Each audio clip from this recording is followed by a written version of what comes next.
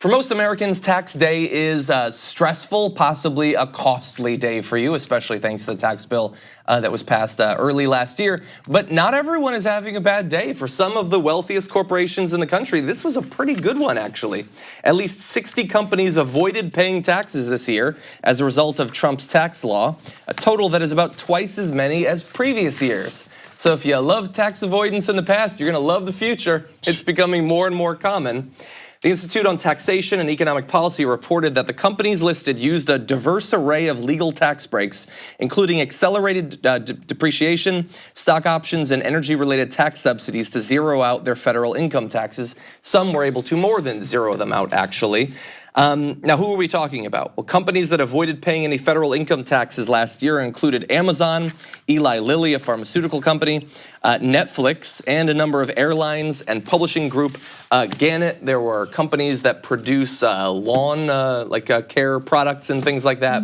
So many actually across a number of different areas, and it was a costly change for the US government. In 2018, those 60 companies, instead of paying instead of paying $16.4 billion in taxes, they got a rebate of $4.3 billion, meaning $20.7 billion difference. I mean, just spitballing, that's a quarter of Bernie Sanders' public college for free program.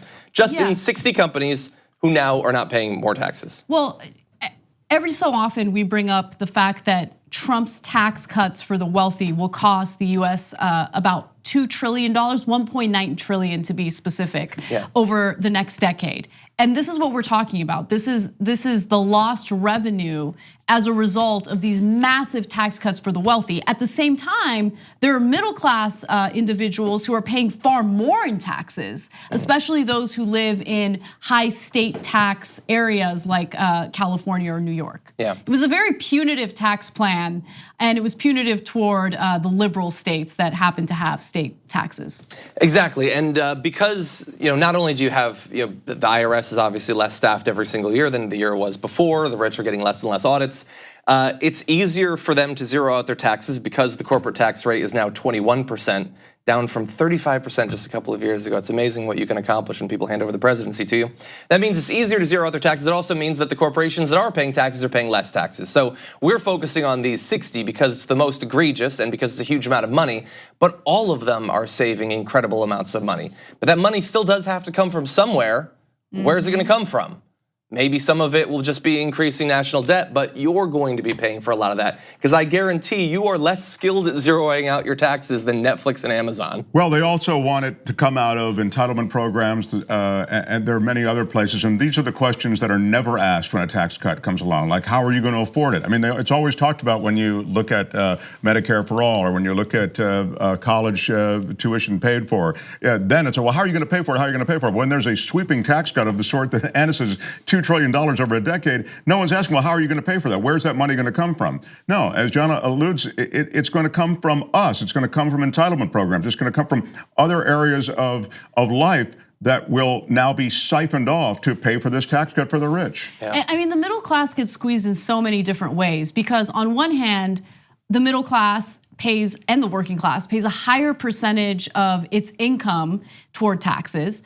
You also have to keep in mind that when it comes to these massive corporations, including these pharmaceutical companies, the US taxpayer subsidizes the research and development of these pharmaceutical drugs, and then these pharmaceutical companies turn around and price gouge us when it comes to these life-saving medications. So in so many different ways, the system is rigged against the middle and working class, and this is just one, giant example of it. And last thing, just on that, I mean, it is bizarre how they have taken the IRS and they've strangled it by not allowing it to get the normal funding that would produce the sort of corporate oversight that might claw back some money. I mean, not all of these deductions are legit all the time on the corporate side, and there are agencies and investigative arms of the IRS that are designed to get that money back, but they have really lost funding. So we are in a period of under-enforcement when it comes to that stuff, and that is by design as well. Like what you see? Click the subscribe button below, and don't forget to ring the bell